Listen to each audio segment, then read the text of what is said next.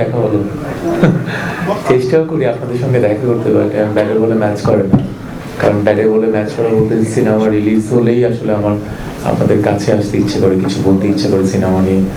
So আমার এই ছবিটি রিলিজ হচ্ছে, ছবিটির নাম ডেঞ্জার জোন। এটি একটা আগের ছবি। সীমান্ত ঠিক যেটা বললো যে এই ছবিটি পুরোনো হয়নি। আপনি যখন ফুটেজ দেখেছেন অথবা টিজার দেখেছেন, কেউ বলতে পারবে না যে ছবিটি পুরোনো ছবি, ছবিটি আপডেট ছবি।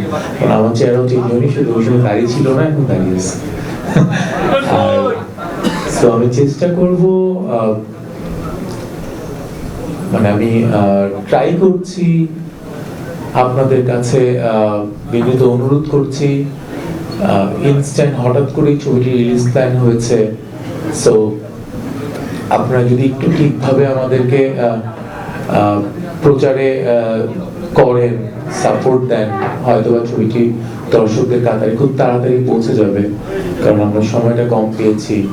দেন এখন যেই প্রমোশনাল স্ট্র্যাটেজি, ওইটা আমরা মেনটেন করছি না, আমরা একটু সাদামাটা করেই করছি, কিন্তু ট্রাই করছি যেন আমাদের অডিয়েন্সের কাছে আমাদের সিনেমাটা পৌঁছায়।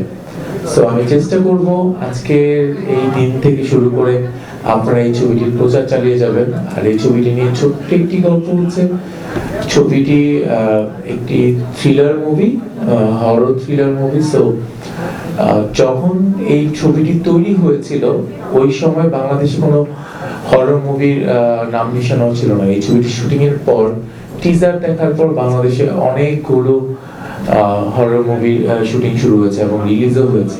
কারণ আমি বিশ্বাস করি অনেক ছবি কমেডি হয়ে গেছে, কারণ আমাদেরটা কোনো কমেডি হবে না, আমাদেরটা রিয়েলি একটি ভালো ছবি হবে, এবং এটা দেখে মানুষ বের হওয়ার সময় ভালো কিছু বলেই বের হবে, মানে এটা আমার বিশ্বাস। সো আপনারাও নিরাশ হবেন না, আপনারা যারা আছেন তারা যেদিন আমাদের ছবিটি রিলিজ হবে, প্লিজ আপনারা দেখে আমাদেরকে অপিনিয়ন দেবেন। এবং আমার অডিয়েন্সকে বলছি যে প্লিজ আপনারা দেখে আমাদেরকে আসলে আপনাদের কথা শেয়ার করবেন, কারণ একটি সিনেমা বানানো হয় সিনেমা হলের জন্য, সিনেমা হল দর্শকদের জন্য, দর্শক দেখলেই আসলে সিনেমাটা পরিপূর্ণতা পায়। সবাই ভালো থাকবেন। আমি ছবিটি নিয়ে আশাবাদী, ছবিটি ভালো যাবে। আমাদের অডিয়েন্স এই ছবিটিকে দেখে আবার রিটার্নলি তার ফ্যামিলিকে নিয়ে আসার মতো ছবি, ফ্যামিলিকেও নিয়ে আসবে।